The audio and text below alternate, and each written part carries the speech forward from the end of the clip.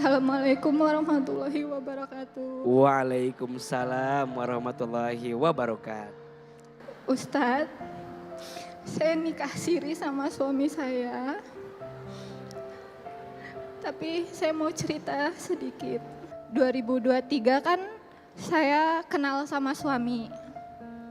Bulan 1 kita kenalan, masuk 2024. Terus bulan 2 pacaran, bulan 3, bulan 4, bulan 5 itu kita lancar Pak Ustadz. Happy-happy terus. Terus sampai akhirnya bulan 6 suami itu udah ada niat mau lamar saya. Kita udah ada mau niat menikah. Nah, terus bulan 7 pulang ke rumah saya di Sumatera. Saya sama suami. Itu dia lamar saya sama orang tua saya. Setelah itu kita balik lagi ke Jakarta karena suami saya kan kerjanya di Cikampek Pak Ustadz, kita LDRan. Setelah pulang itu dapat 2 mingguan suami saya sakit Pak Ustadz. Di situ dia mulai sakit, diare. Diare setiap makan gak mau masuk Pak Ustadz. Sampai akhirnya kita ke rumah sakit Pak Ustadz, ke rumah sakit. Itu saya yang urus selama 2 bulan. Sampai akhirnya bulan 9, karena dia udah pindah-pindah rumah sakit tidak ada hasilnya Pak Ustadz. Itu dia sampai pakai Pak Ustadz, maaf. Diarenya terus-terusan, sehari bisa sampai 25 kali. Pindah rumah sakit 3 kali, sampai akhirnya ketemu ternyata ada tumor. Tumor apa? Tumor rektum. Mohon izin, berarti di bagian Di bawah. belakang. Iya. Ternyata orang ibunya juga sakit Pak Ustadz. Jadi dia diurus sama adiknya selama 1 bulan. Terus saya datang ke Jawa.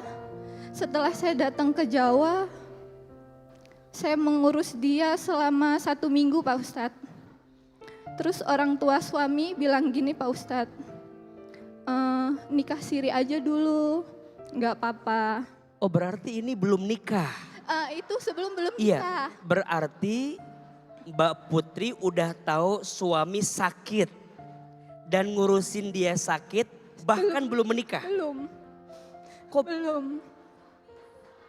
Karena itu sempet orang tua suami bilang seperti itu Pak Ustadz, tapi saya kan punya keluarga. Iya, iya. Ada keluarga saya yang beberapa keluarga tidak setuju. Baik. Karena katanya Ini kasihan. ini yang menarik, Mbak Putri masih ikhlas gitu. Udah tahu dalam tanda kutip ya, sakit. Tapi kok bisa? Saya sayang Pak Ustadz. Oh. Takut dia kenapa-napa. Cinta. Sayang, cinta. Jadi alasannya itu. Gini, Gak ada alasan lain? Gini sih alasannya gini Pak Ustadz. Alasannya masa kemarin pas kita pacaran happy-happy terus pas dia sakit saya tinggalin. Saya gak sejahat itu Pak Ustadz. Dan sudah nikah, saya mau, suami nggak mau tadinya Pak Ustadz karena katanya kasihan saya, kamu nanti urus saya. Saya bilang nggak apa-apa, saya yang urus kamu. Cuman sekarang tuh kenapa Pak Ustadz, suami saya tuh sering, dia bilang aku pengen udah aja. Dia nggak kuat Pak Ustadz, sampai sekarang dia masih menahan sakit padahal udah operasi, udah pakai kantong stoma. Selama berbulan-bulan itu emang diare terus-terusan Kak, Pak Ustadz. Yang mau saya tanyakan Pak Ustadz, saya di sini suami kan sering bilang pengen udah, dia capek katanya karena sakit terus-terusan Pak Ustadz. Udah 8 bulan mungkin. Terus saya juga di sini nguatin, yang sabar, yang kuat Mas, kamu pasti bisa. Tapi di sini sendiri saya juga nggak kuat Pak Ustadz, saya takut. Saya belum siap Pak Ustadz kalau misalnya amit-amit cabang bayi ya. Karena kenapa-napa dengan suami saya Pak Ustadz. Baik, Kak Putri terima kasih sudah bercerita panjang kepada kami. tidak mudah menerima pasangan dalam keadaan sakit, betul? Beliau menerima suaminya dalam keadaan sakit karena cinta. Dan cinta itu kan rasa ya yang Allah berikan kepada setiap manusia. Ada pahala yang Allah siapkan untuk orang yang tetap menerima rasa sakit yang dia dapatkan. Sakit itu sarana istighfar. Sakit itu cara Allah menghapuskan dosa. Sakit itu cara Allah mengabulkan doa. Sakit itu cara Allah mendekatkan dirinya dengan kita.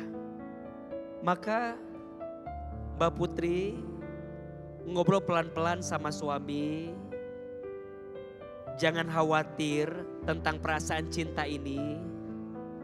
Selama kamunya semangat, aku juga kuat mendampingi kamu. Karena ingat ya, menurut AA, ini menurut AA ya, nggak tahu ya. Antara suami yang ditinggal istri dengan istri yang ditinggal suami, biasanya lebih kuat istri yang ditinggal suami.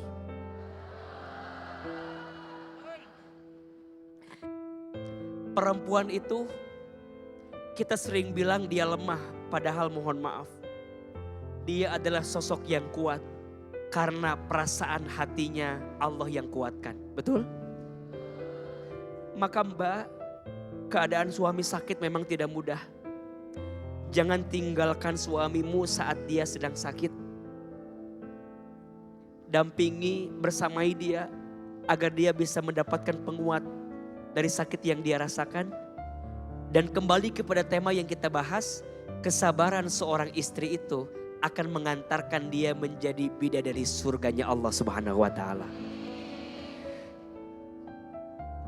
Mbak Putri, kesabaran Mbak mengurus suami yang sakit di antara ciri dan tanda Allah muliakan kehidupan Mbak.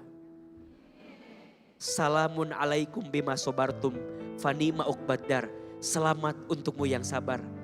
Maka nikmat Allah yang engkau siapkan adalah nikmat kebaikan surga yang sedang dihadirkan untukmu. Jadi kalau mau tahu siapa calon bidadari surga, salah satunya sifat sabarnya seorang istri dalam melayani suami yang sedang sakit. Insya Allah. Mudah-mudahan kita semua bisa sabar dengan keadaan pasangan dan semoga kesabaran kita mengantarkan kita menjadi bidadari surga semuanya. Amin, ya Rabbal Masya alamin. Allah, terima kasih Ustadz. Karena pas kita belum nikah itu sangat bahagia ya. Kita sama-sama suka naik gunung, kita jalan-jalan terus. Tapi kenapa pas sudah nikah kayak gini cobaannya?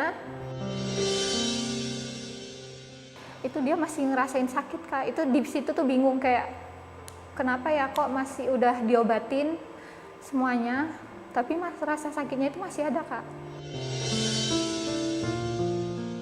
Nggak mau yang lain gitu, makanya sekarang tuh cuman takutnya aku belum siap kalau misalnya amit-amit ya, entah dia nanti ninggalin aku dalam keadaan sakit itu, aku belum siap banget.